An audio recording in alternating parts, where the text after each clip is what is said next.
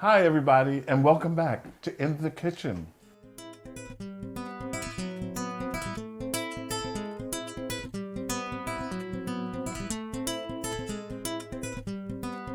Música que envolve meu corpo. This month is Black History Month, and this evening I'm going to share it with Les Trent from Inside Edition. Hey. Thank you, Les, for being here. Thank you for having me. Cheers. Oh, sure, anytime. Cheers. In this beautiful setting here. And also I have Patricia and Paul from patriciaandpaul.com. They have some exquisite balsamic vinegars and olive oils infused. I've had them before. You see me advertise them all the time all over the internet. But anyway, that's how it is. But in the meantime, I'm going to be making some crab cakes. Simple crab cakes that anybody at home can make. Nothing fancy. Right. You know, just I'm put it glad you're doing together. this because I've never made it before. So this is going to be a first for me. Oh, that's wonderful. That's really good. Okay, and then Les, you're going to be making one of my favorite dishes. Oh. I am making jerk chicken. Now, I can make jerk chicken, the sauce from scratch, but it takes too long. It's time consuming, Yes. and you've got to deal with those hot peppers. I've only ever found habaneros. I've never found Scotch bonnets in this area. Oh, okay. But they're so potent Yes. that I would prefer to let somebody else do it. So I actually buy over-the-counter jerk sauce. Well, I also And I doctor it. And I buy the same brand. But when I was in culinary school at Hudson Community College, after my first week or so, I came home and I said, I'm a chef and I'm going to make this jerk seasoning. Well, let me tell you. I can really imagine. I had the Scotch bonnet peppers. I cut them in half. Oh, And I forgot to take the seeds out. you've got to take the seeds out. That's the hardest. That's the hottest part of the pepper. Yes, I forgot. Now I'm in school. I'm a chef. I forgot to take the seeds out. Put all the ingredients together and put it in the jar that the other brand is. And I said, let me taste this and make sure it's going to be good for when I use it on the meat. I took a little piece and put it in my mouth, and I cried. It was so hot that I had to throw it all away. Oh, such a waste. Well, that's a good point you just brought up because what I do with the jerk, because if you take it right out of the jar, Yes. it's going to be too hot. So you're going to dumb it down a little bit and give it even more flavor, I think. Yes. By doing this. This is what I do. Okay. I take, and here's, by the way, this has been marinating overnight. That's been marinating overnight. And this is how I got to this And point. it looks good and It smells great. oh This is how I got to the point. I took my store-bought marinade yeah. and I used about 3 tablespoons of it. And we're going to put all the instructions for the recipe, all the instructions for the recipe on the page. So I take the over-the-counter sauce, and what I add to it is a little bit of soy sauce, Okay. a little bit of olive oil. One of the spices, if you're making jerk raw, is thyme. So I put a little bit of thyme in it. Yes. Put some black pepper in. And here's the thing that really sort of helps to knock down the heat. I put a little bit of brown sugar in.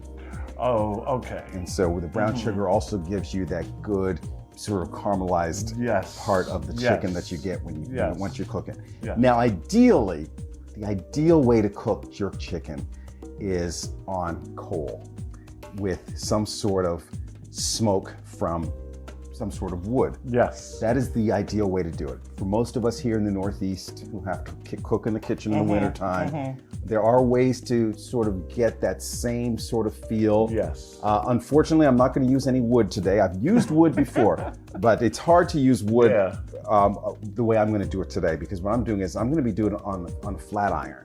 Yes. And the iron is right here. And it's ready.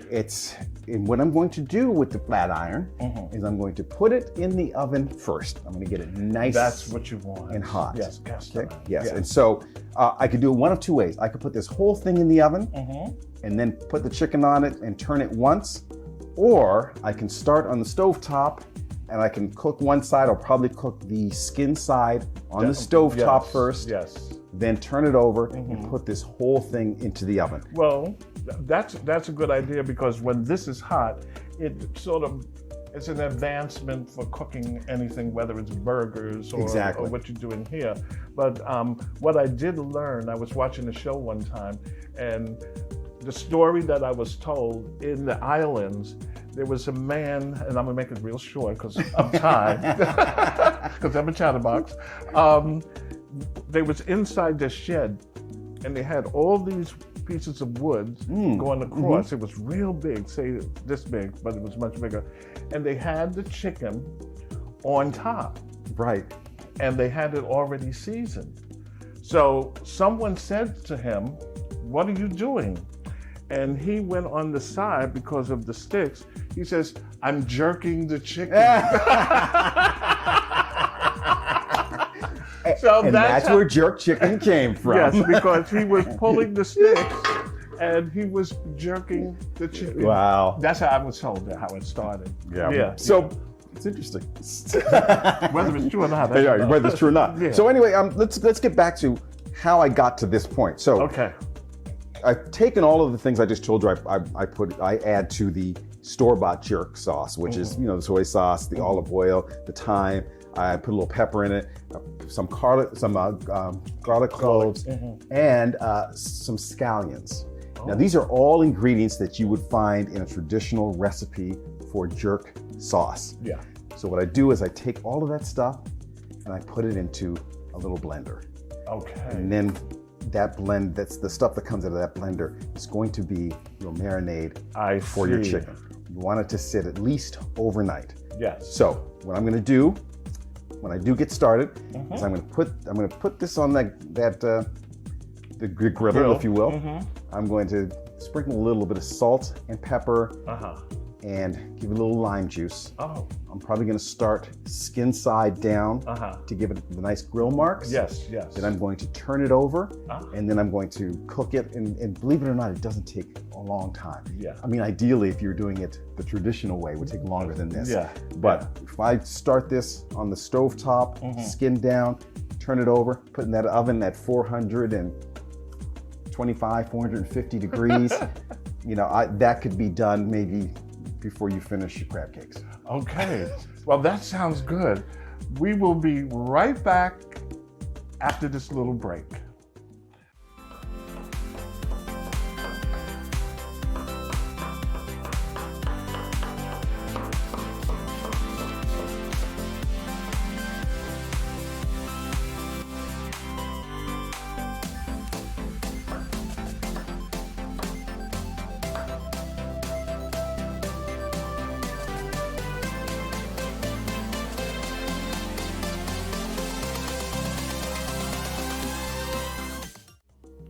I'm back. You thought I was leaving. I told you I would be coming back, and here I am.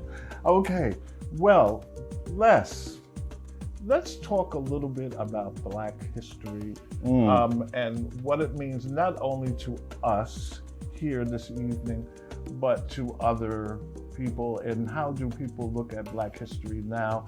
I know that there are a lot of African Americans who have come up in different ranks, judges, in the entertainment industry, et cetera, that wasn't there before. It means a lot these days because especially women, they having these opportunities, and I've watched them on television and I'm going, wow, look at her. Yep. Yeah. And Black chefs are having a moment too. Yes. Right here. And one of the reasons, when you talk about Black history, you can't help but talk about the islands. My mother's family is from Barbados. And my grandmother was from Trinidad. And the reason I'm doing jerk chicken is because I have an affinity for Jamaica, and I just love the culture. I love the jerk. Yes. And so that is the reason why I chose this particular meal for this Black History Month. And this thing we're putting together. And what is considered, how can I say, African American food? Is it necessarily collard greens and cornbread? It's actually everything. I mean, just like American food. Just like our music has sort of been the basis for rock and roll and every other form of music. Yes. I think culinary-wise, you're talking also, the stuff that came from the fields of the slave fields of the 1800s. Yes. Has all become part of the Americana. Yes. Really yes. have. We had sweet potato pie to. Sure. Sure. Well, we had a conversation on Sunday Brunch, what I have every other Sunday Brunch Live on Facebook, and we were talking about American food. Is African American food considered American food, or is it soul food? Which is a question. Is it soul food, or there's another word also? Well, soul food is American food. That's where I'm going. There's no question about that. Yeah. Soul food is Southern food. It's soul food, Southern food. It's all American food. Yes. Yeah, Yes. it's all. That's what we were getting to. But it's great now that we have different months. Some months it's for women. Right. For Black women. Yeah. Otherwise, it's the general, the celebration for African American and Black History Month. Yes. And there's so many of them out there, like Gail Marquise. You know Gail Marquise? No, tell me. Gail Marquise. She is an Olympian silver medalist, 1974 for basketball. Oh. And she has been on my show, and she is sensational. Also, Audrey Smaltz. She was commentator for Ebony Fashion Fair, and she was also on the show. Yeah. And I just thought, because they are there and they're part of this whole the history for us, that it was relevant to have both of them on the show, and they are phenomenal people. Excellent. Phenomenal. Excellent. Yes. I see my grill smoking over here. Your grill. You ready? Yes. So yes. So Les is going to. Okay. Here we go. Walk us through what you're going to do. As I said, I'm going to put it down, skin down first. Mm-hmm. Give it a little shizzle. Woo! That's what we want to hear. Yeah.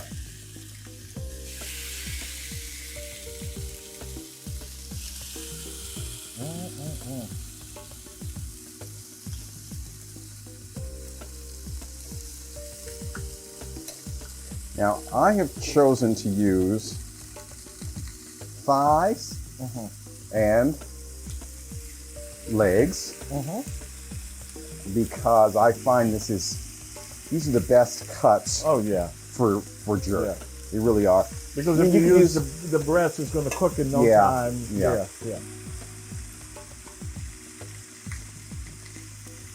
Wow. Hey. Okay. When this is done, my favorite word is we're gonna throw down. We're gonna throw down.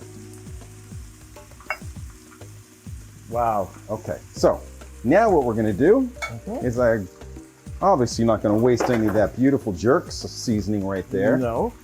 So we're gonna take this. Now remember, I have sort of dumbed down the spice so that it's not going to kill anybody. Yes. So this does have, like I said, some brown sugar, soy sauce, olive oil. It's not pure, crazy hot jerk sauce, but it's still going to have a good spice to it. You can smell it, right? You can smell the spice, right? Okay, so. Wow. Take a little bit of salt.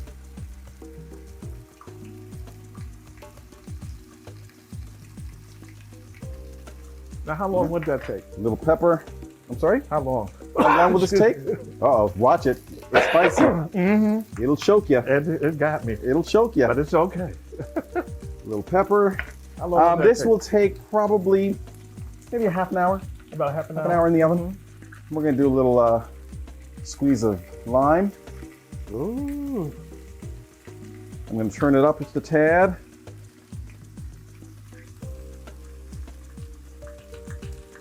That sure So smells really, good. what we're doing here is we're giving it some grill marks, which is also obviously cooking it just a little bit.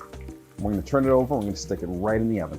Okay, that looks good. Wow. Woo. Smell it?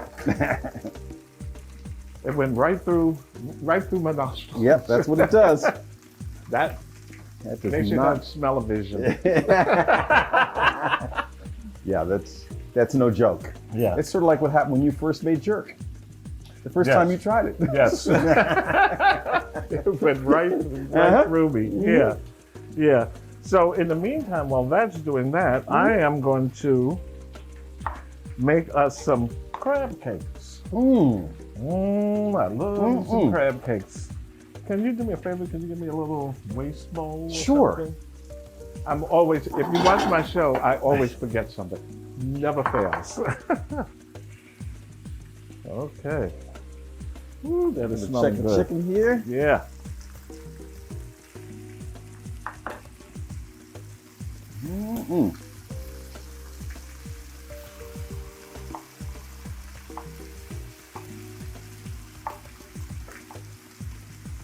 Now what I'm doing, I'm adding some green pepper, and I sort of made it like julienne. Julienne is a little thinner, but I just want a little thicker piece. And then I take. So what? Let me move this so you can get a see what Oh, yeah. you're doing there. Here we go. Let's Yeah. I always forget for myself all the time.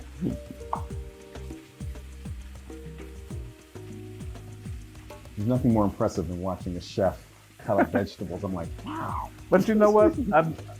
At Innovation High School where I teach, I tell the students, I say, it's not how fast you cut, it's the precision. Yeah, yeah.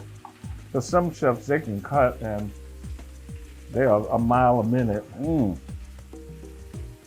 Okay. So how many peppers are you? How many? I'm not going to use too much. I want to be able to see it inside the inside the cakes. Yeah. I'm gonna check the chicken over here. I think I'm gonna turn it. Okay. We got a kitchen going on in here, right? Oh yeah. This is so much fun. And thank you, Les, for having me come over this Oh, evening my goodness. and cook with you. My pleasure. There's nothing I love more than cooking, but there's nothing I love more than cooking with a good chef. Oh, me? You. I actually, you know, I am still learning. We all are. Yeah. If you're not learning, Yeah. you're not doing it right. There are so many things in the culinary world that it takes years of learning. It doesn't happen overnight. When I went to Hudson Community College, I studied classic cooking. What is that? It was we studied food from, let's say, Israel, France, Italy, all different types of dishes. We even had, through Chef O'Malley, which was really good, an ice carving class. And let me tell you, that was sensational. I mean, it was cold in the room and they had a big piece of ice, 300 pounds.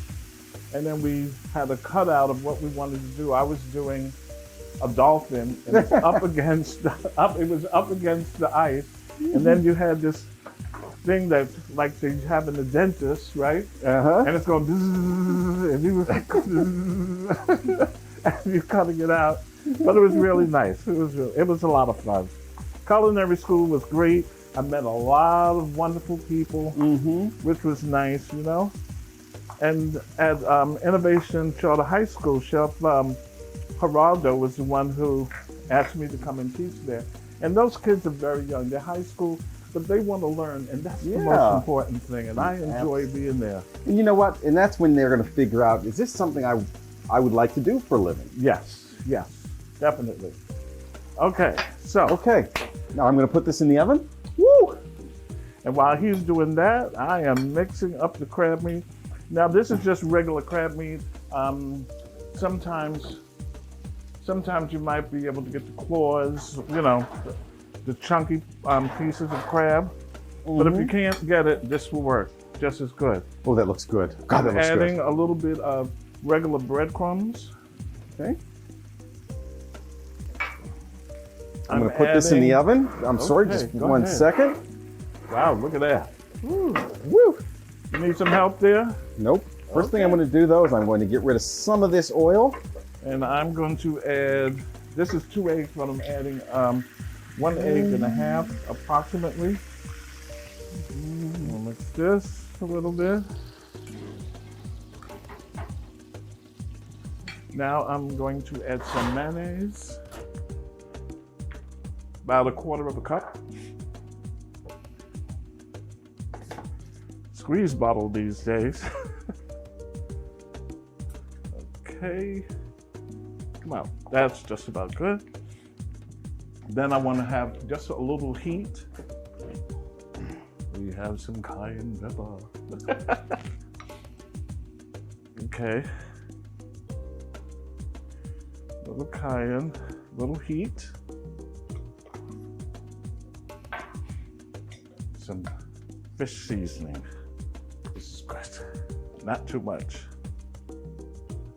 Okay. Up there. And I'm going to mix this together. Now what happens is the mayonnaise and the breadcrumbs sort of holds them together. Initially when I was making crab cakes the first time, they was falling all over the pan. They was all over the place. But Chef Claude Lewis, who won Chopped 2019 on Food Network, I told him about this and he says, Rene, I have a good recipe for you. And this is his recipe. And whenever I use it, I have to give him credit, you know? Okay, so look at that. Perfect. This is maybe a little bit more breadcrumb. Mix that. Squeeze a little bit of lemon. I usually have a presser, but if you hold it like this, the seeds won't get in your food. There we go. Put that there. And here we are. Now look at that. We have some great color. You get that? Really, really nice. And when we come back, I am going to take these crab cakes. I'm going to throw them on the stove while the jerk chicken is in the oven. And then later on, we're going to come back, and my favorite word is, we are going to throw down. All right, Les, your chicken is in this beautiful stove. I'm smelling it. The spices hit us both. We were just coughing away, front of my nose. But that is good. So now I'm going to start working on these crab cakes, okay? Okay. I'm just going to make some small ones. Grab it like this. Right. Squeeze it together. Looks nice and moist from the mayo and from the mayo and the egg. Okay. I've never done this before. Oh yeah. But I see the texture you're working with. Yeah. I see it. Yeah. I was amazed in the beginning that you can cook with mayo because, you know, as we grow up, people say, oh, you don't want the mayo to be in the heat. Right. Because and then I'm saying, well, how are you going to cook with it? Right. You know? Cooking with mayo is like cooking with an egg. Yeah. Put this up just a pinch more. Let's take another. You see how that's staying together? Not too big. Perfect. And once you squeeze it, and the breadcrumbs in here just helps it a lot. Okay, I don't want my glove to hit the oil. There we go. Let's do another. Now this is great. Have you ever had a crab cake sandwich? No. Oh, it is so good. Have you put it on like a hamburger? Yes, bun, yes. yeah. You're going to make them a little bigger. Have you ever had or heard of the collard green sandwich? I have not. That I is have not. Yes, as we do this, the collard green sandwich comes from the South. I believe the American Indians, they are Lugby or something like that, and they take the collard greens and they cook them down, and then they make something called chow chow. Chow chow. Chow chow. Chow chow is made with green tomatoes. Chow chow is made with green tomatoes and cabbage. Oh, wow. And they take the greens and they put it on a wafer of cornbread. Now there is a documentary that you can watch. It's called Somewhere South. The chef is Vivian Howard. And when they're down south, that's what she watched them make. This woman sat and she had a big tub with the cornbread mix, and she had her hands in there mixing it together. Wow. She had this pan on the side, and she would take it, and she knew how to take it and put it in the oil, and it came out to be a thin wafer. Oh my They goodness. use this cornbread. Delightful. They use this cornbread wafer. The greens are drained, of course, and when they cut up the greens, they don't cut like we do, you know, big pieces. They cut them as if it was spaghetti, real thin. They drain that, put it on the cornbread, then they put the chow chow on top and put another piece. I made it, but I couldn't get that cornbread to be so I used rye bread, and let me tell you, it was so good. Oh, I was amazed. By the way, this smells amazing. Oh, thank you. Yes, it's called the collard green sandwich. I thought these people were crazy. That's whoever had collard greens as a sandwich. Oh yeah, this is gonna be perfect. I'm gonna have to make some more. Should have kept my gloves on.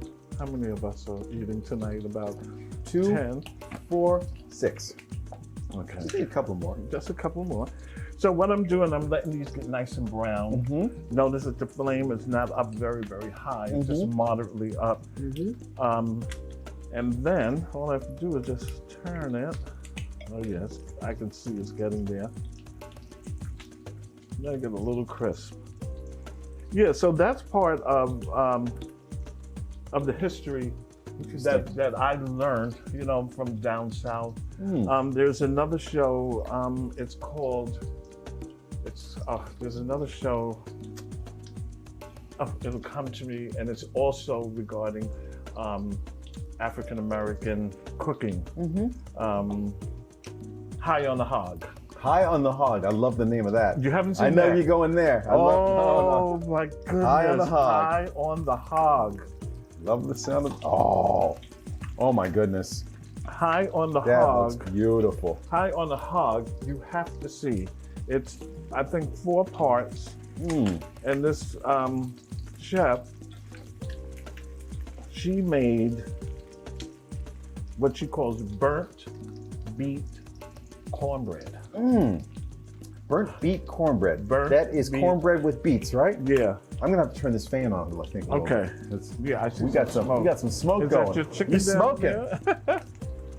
Okay, Les, we did some of our wonderful crab cakes. Now it's your turn. Oh, And you've never made crab cakes before? I've never done it before. Oh, it's really Okay, it's like easy. making a hamburger, I assume. Yeah. All right, so you just grab some Okay. with your hand, the size that you want, not too big. Yeah. Mold it together. Okay. There you Yeah, go. just a little bit more. Okay, let's see. Oh, wonderful. Okay. And you're going to take it and put it in the pan. Now remember, don't put it this way, put it away from you, just in case for splatter. Do a little splatter. Yeah. Oh, Okay. look at that. You know what? Might as well make the rest. This looks like Yeah. there's about 3 left in here. Yeah. Are you sure you've never made these before? I've never made them But you've before. made burgers I've made before. burgers before. Yeah, yeah. Very good. Look at that, a pro. Not like you, my friend. Uh-oh. One more. I love that sound, the Oh, I sizzle love of it. the The pan. sizzle is the best. Yes. But look at this chicken. Oh, my. I'm scared of you, Les. And I really I'm thank scared you of so. you. And I thank you very much for having us come here this evening. It's a pleasure, and it's nice being around good people. Trust me, Yeah. my pleasure. Okay. Look at that. Easy. Beautiful. Yes. Okay. So, what we're going to do, Les and I, when you could finish your glass. Mm-hmm. Les and I, we're going, while these crab cakes are cooking, Les and I, we're going to take a break because we have some very special guests this evening that are sitting in the wings and they're anxious to be on camera. And that is Patricia and Paul, patriciaandpaul.com, and they're going to talk all about their vinegar, I'm not vinaigrettes, I'm getting ready to say the wrong thing. Oils and vinegars. Oils Yes. and vinegars, balsamic vinegar, etc., etc. And they come right after this commercial break. We'll be right back.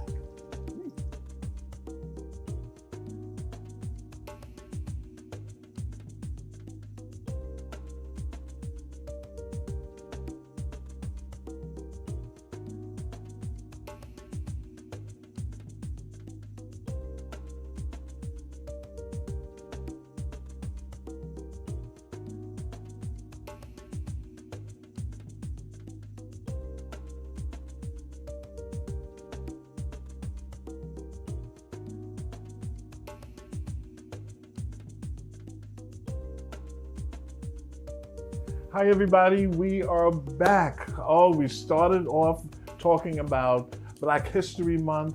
Then Les, he gave us this beautiful presentation of his jerk chicken, and I can't wait to throw down on that. And then we have my crab cakes. Oh, we are going to eat good tonight. And let me introduce you to someone. Her name is Patricia from Patricia and Paul. I introduced myself to Patricia about, how long ago? Oh, at least 2 years? I guess it was even before the pandemic. So Yeah, way it's going to before be the 3 or so pandemic. years now. Yes, yes. And she was so nice to me. I was just starting out doing my shows, and Patricia sent me a whole case of her balsamic vinegars. I liked the one that had the strawberry because I made that sangria. I think maybe you've seen that picture with the sangria and pouring it. It was wonderful. Patricia, thank you so much for being here and taking time this evening. I really, really appreciate it. You're a good friend. Thank you so much. No, And I appreciate you including me in this tonight. So Yes. it's anytime you need Yes. me, you know I'm there for you. Thank you. And Patricia has been on my show, and also Paul. And Patricia, you talked about, how can I say, the balsamic vinegars, and you talked about the olive oils, and I got some good feedback because people did not know anything about olive oils, especially. I remember I would go out and just buy olive oil because it was there, and then I learned that you just don't go buy any olive oil. Am I correct? Unfortunately, a lot of the olive oils that are out there, it's adulterated, and there's been other Explain oils. to them what adulterated means. It means that there's been other oils that have been added to it to Yes. increase the lifespan.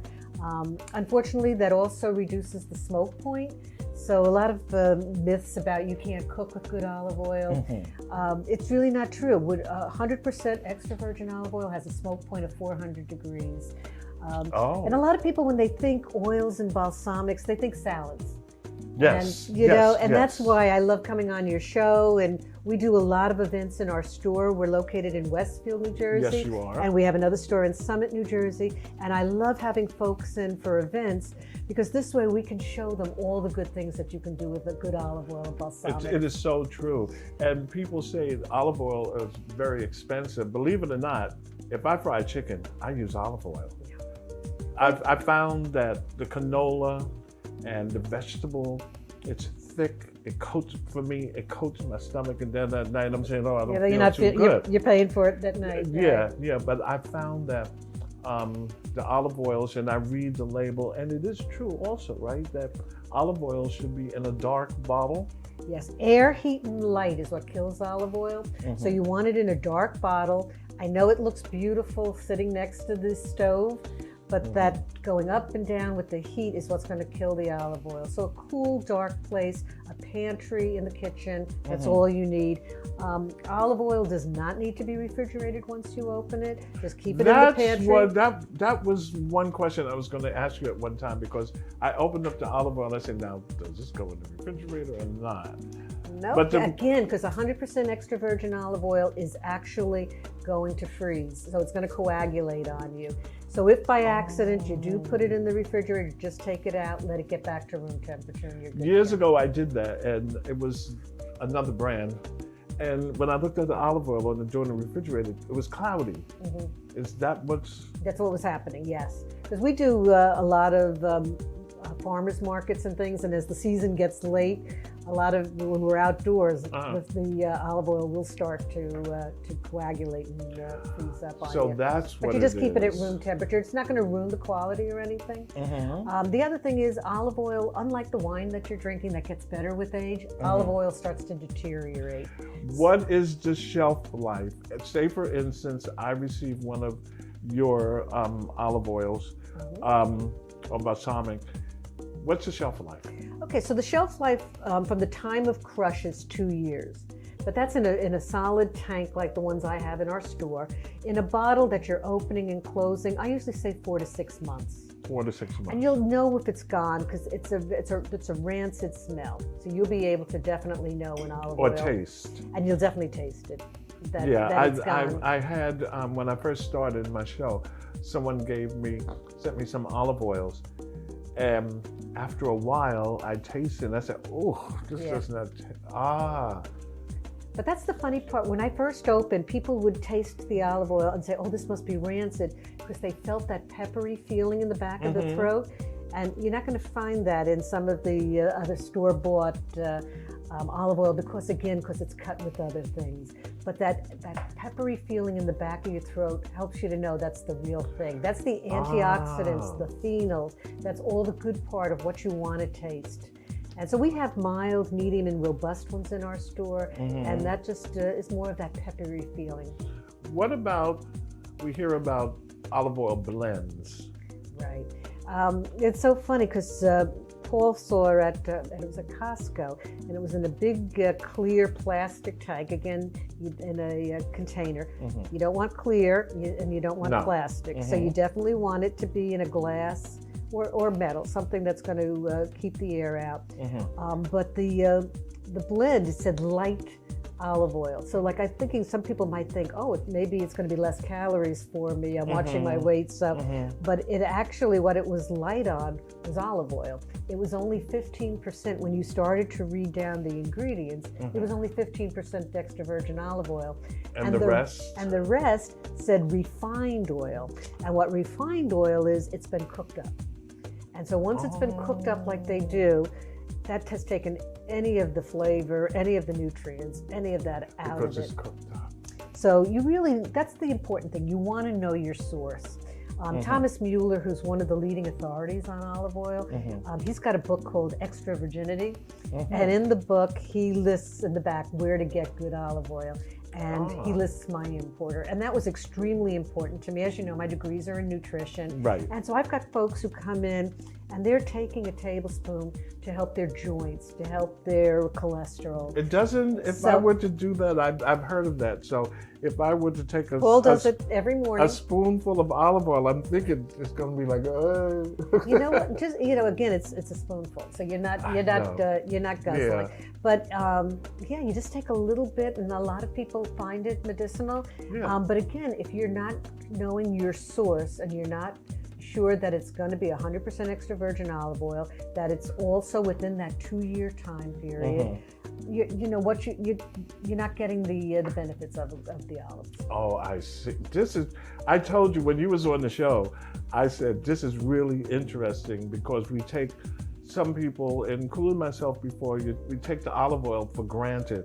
It's olive oil, I see it in the store, it's on sale. I think I told you, I knew someone said, Right. oh, I saw some olive oil in the store and it was on sale. Right. I said, on sale? Yeah, it was in that big can and I bought it. I said, what did the label say? Because I learned that saute, I think it was saute and frying or something like that. It says on the olive oil. A lot of people get confused when it says cold press and first press, things like that. They're thinking they're getting, I must be getting something like really good. Those are just marketing terms. If indeed it is 100% extra virgin olive oil, that automatically means it's first press, it's cold press. So, but again, to the uneducated, it sounds like it's something special, and I'm going to pay more for that. Wow. So you really do. It's very fascinating once you to get into it, as well as the balsamics. All our balsamics come from Modena, Italy, and they all start out with a white grape. I was kind of surprised. The white grape. Because I would have thought that it was going to be a red grape. And it's aged. Ours is aged a minimum of 3 years. We've got our traditional one that's aged 18 years. Wow. And it goes through the barrels just like fine wine does. Yeah. And that's why there's no additional sugars in our balsamic. It's just the naturally occurring in grapes.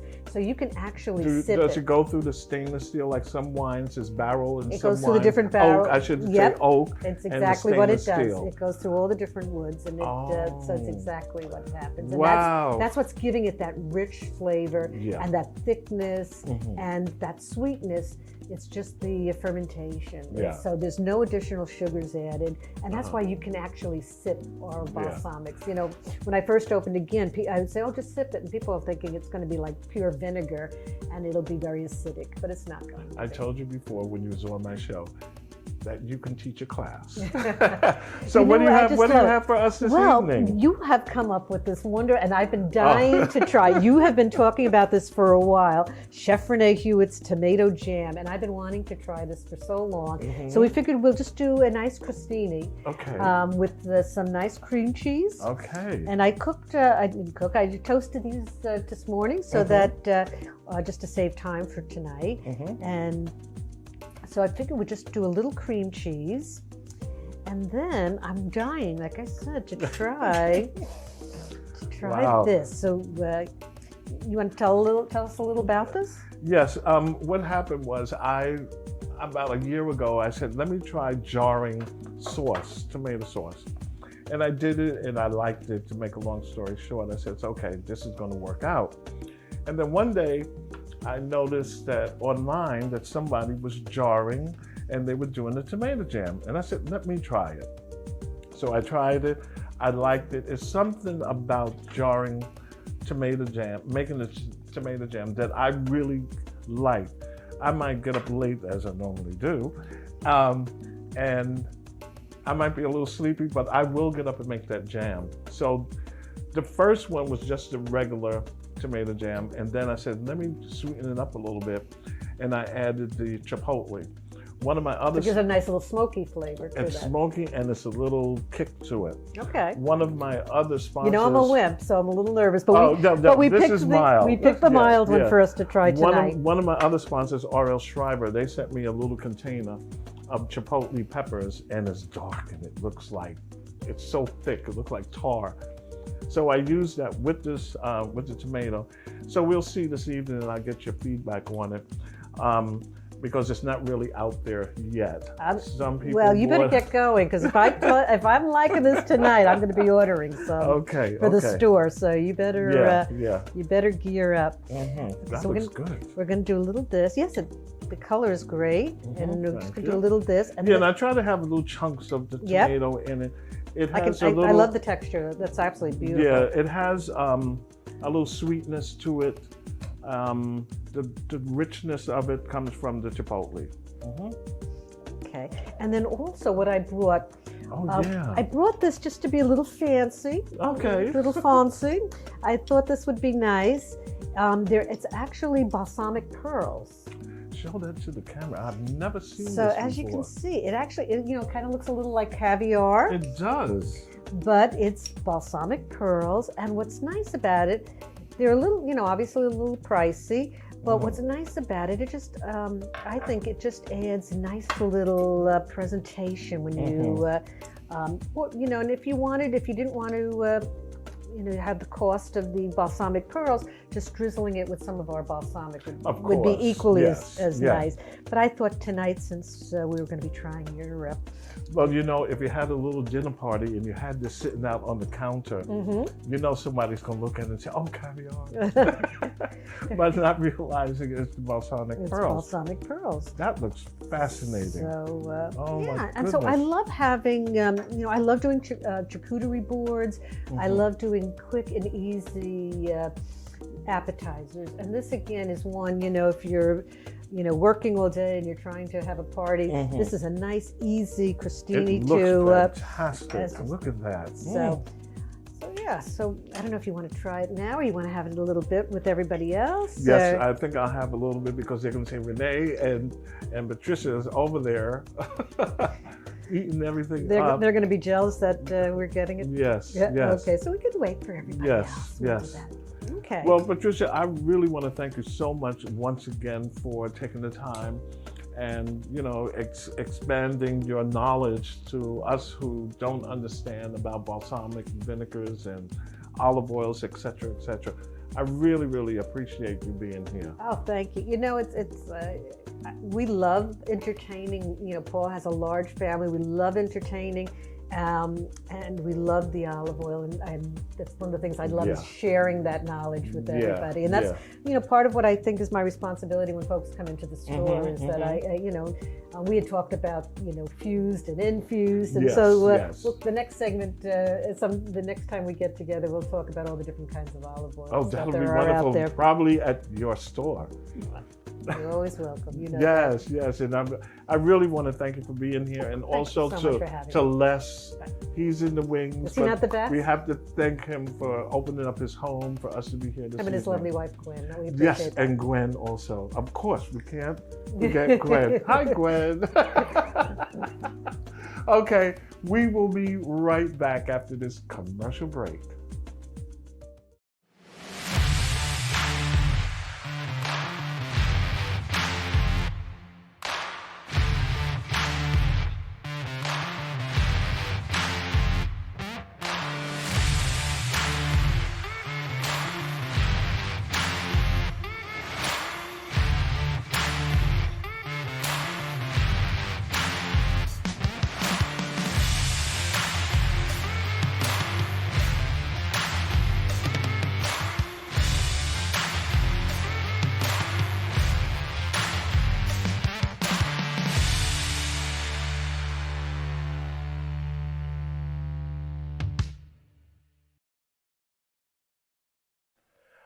Okay, I am back. I am having a fabulous time this evening.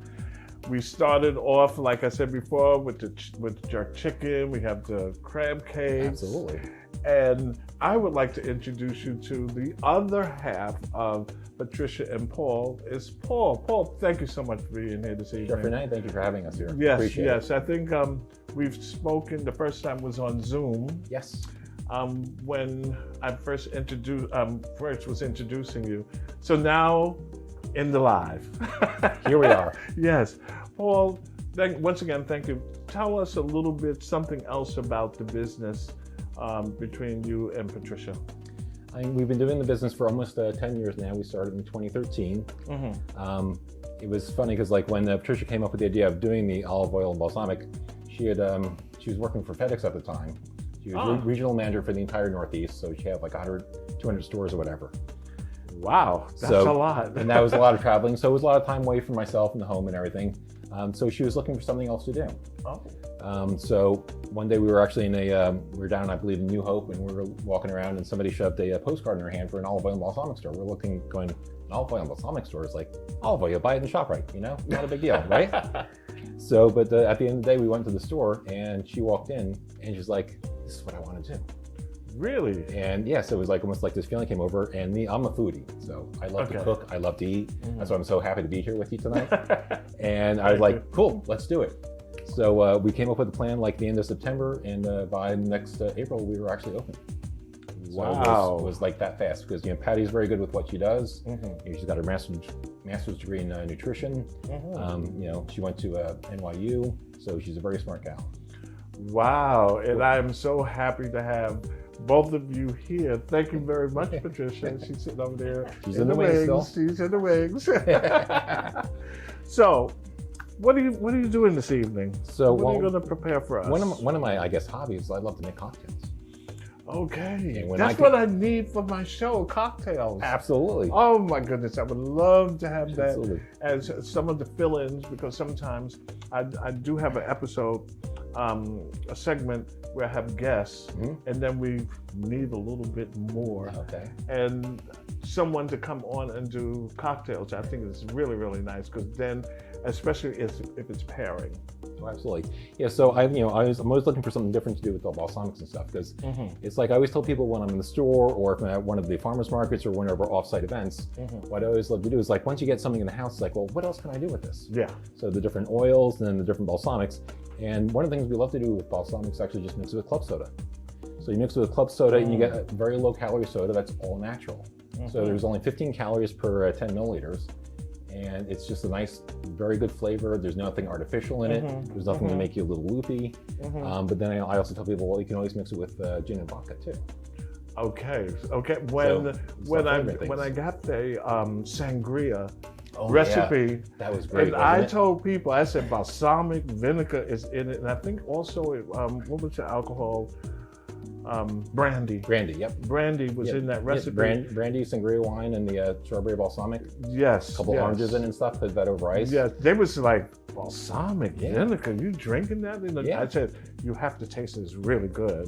Yeah. Because our balsamics they're much sweeter than what you normally get in the store. All our balsamics come from Moda in Italy, which is the only place where a true balsamic can come from. Oh, really? Almost much like champagne can only really come from Champagne, France. Yes, right? true. So it's not coming from Champagne, France. It's Italy would be a prosecco, or anything like that, or just like a sparkling wine. So same thing comes true with the balsamic. I learned something tonight. Yeah. Isn't that something? I guess everybody learned this evening. This is really good. Okay. We're always on a mission to educate everybody. Yes, that's good. Okay. So what we've come up with tonight is a strawberry tequila sour. So I'm going to muddle some strawberries. We're going to add a little bit of lime juice to it. We're going to add some tequila and a little bit of the strawberry balsamic, and then add a little mint to it for garnish. Just get a little extra flavor. Yeah, that strawberry balsamic is good. That was part of that sangria. Oh yeah. Yeah. That's great. Okay, let's see. So the first thing we're going to do is just cut up our strawberries. Cut a couple of those up. Yeah, let's move so they can see what you're Sure. doing. So sorry. Oops. Okay, so you're cutting them into fours. Yep. Okay. This way it'll be easier to muddle. Very good. So then I got muddler. Actually, my daughter got me a muddler. So may the force be with you. Oh. She knows I'm a big Star Wars fan. So she got that for me. Yeah. So you can sit there and you can muddle them until they become almost a pulp. And what do you call it? Muddling. Muddling. Yes. Okay. Yep. And That's how much I know how to make drinks. Oh, you do need my help, don't you? Huh? You do need my help. Okay. So, and we don't muddle the mint at the same time as the strawberries, because if you muddle the mint with it, it gets too much like an earthy taste to it. So it'll get a little bit more bitter. Oh, So okay. we're going to gently muddle. After we do this, then we'll gently muddle the mint. Okay. So let's see, what consistency? Oh, I see. Yep, we're going to throw a couple more in there. Because really you want the pulp and the juice. You don't want the actual strawberry itself. Oh, okay. Very interesting. Now, I'll go home and try and make it one day. It'll be all messed up. I'll just say, okay, Rene, stick to the stove. You can always come over. I'll make one for you. Okay, thank you. Okay. So just muddle that a little bit more. Okay. So what is this here? So this is actually lime juice, organic lime juice. I squeezed that last night. So we didn't have to That's a lot of squeezing. I got a machine for it. Oh. So it makes it a little bit easier. I use that little hand squeezer. Yeah. You know? Okay, so we do that. So now we're going to add the lime juice to it. So we're going to do about 1.5 ounces to 2 ounces of lime juice. That gives it the sour. Okay. And then we're going to do about 1 ounce of strawberry balsamic. Because number one, it'll give it a nice dark color, but then it also gives that a really nice flavor. Let me ask too. you a question. Sure. When it comes to the balsamic or any of the other, how do I say, the other types, are they needed to be shaken? No. No. Okay. Yeah. I wasn't sure. So just pour them as is. I know it's a crazy question, but It's fine. I'm sure there are people out there saying, "Oh, do I take it and shake it up before I use it?" Okay, so Nope, I don't. only if you're mixing with the oil at the same time. Okay, yes, that. Then you're going to want to multiply it. Right. And so then we're going to put in about 2 ounces of tequila. And I prefer the white tequila because it gives it more of a pure flavor, and plus then I don't get hangover from it either. Okay. I told you what will solve a hangover, right? Oh yeah. Yeah. Plop, plop, fizz, fizz. Blop, blop, this, this, shake it before you go to sleep. Wake up the next day and say, "I'm ready to start partying again." Right, let's put a little bit of ice in here. Oh, and here comes the mint. Okay, so like I said, you're not going to crush the mint. You're just going to put the mint as is, and it'll just extract some of the natural flavors out of it. Okay. Because otherwise it gives it too much of an earthy taste. Oops. Okay. And we're going to shake it up. Okay. So number one, shaking it's going to get much cooler. Yeah. So make a nice cold drink. And then it also mixes all the flavors. Okay. What is that drink that they put the lime in and they crush it? Oh, a mojito? Mojito. Yeah. Okay. Yep, that'd be the lime. That's also with the mint as well. Yes. Give that a little more. And then for this particular drink, we're going to use a strainer. Ah. Put that in. Oh, look at that. Nice color.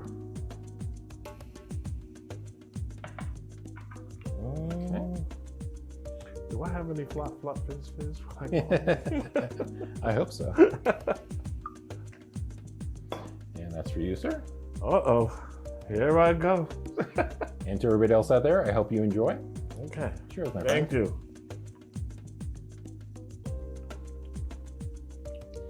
Ooh, Yeah, nice. this is good. That mint. Yep. And then also, so if you're serving this also, we'd probably put a little mint sprig on the side too. So I forgot that, I apologize. Oh, no problem. For the garnish. Oh, this is really good. Okay. So cheers, everybody. Mm. Oh, thank you very much. I really appreciate it. This is really good. And the coolness is chilled perfectly. That's really good. I'm going to try it one day. I'll be getting the recipe from you. No problem. Yeah. Always happy to share. Well, Paul, thank you so much. I really, really appreciate you being here, and the same for Patricia. And we're going to take another little break, and we're going to come back, and we are going to throw down. See you in a minute. Thanks, Chef Rene. Okay, we are back. This has been a fantastic and lovely, lovely evening. The show has been fantastic. We have all this food, and my favorite word is what we're going to do is throw down. I want to thank Les and Gwen. Almost forgot. I guess it was the wine. Les and Gwen for having us. Having Laudo. Laudo is our videographer for In the Kitchen, and he does a fantastic job. Thank you very much. And we have Patricia and we have Paul from patriciaandpaul.com. And we really, really thank you. Les made this wonderful jerk chicken. Oh my goodness, I can't wait for some of that. I did the crab cakes. We're ready for this also. And Patricia, you made the crostini. With your tomato jam. With my tomato jam. And what's on top, you said? Balsamic pearls. It looks like caviar, but it's not. But we can't wait to get to that. Thank you everybody for being here. We have to have the drinks by Paul. And the drinks by Paul. Can you hand There you go. All right. All right, here's to everyone. Cheers. Thank you Cheers. so much. To you too. Salud. Many years of health and happiness. Yes. Health and happiness. Yes. Yes. Cheers. Thank you Cheers. very much for being here today. And what are we here for? Black History Month. Exactly. Oh, yeah. Until next time. Bye-bye. Bye-bye. Bye-bye. Bye-bye. Cheers. Wow, this is so good. So good. Let's dig Good in. sip. Okay, we ready. Let's dig in while the camera's still rolling. Oh yeah, let it roll a little. Okay. I'm going to try one of these. Yeah. More often. Yeah, it's good. That's right. Super Bowl Sunday night.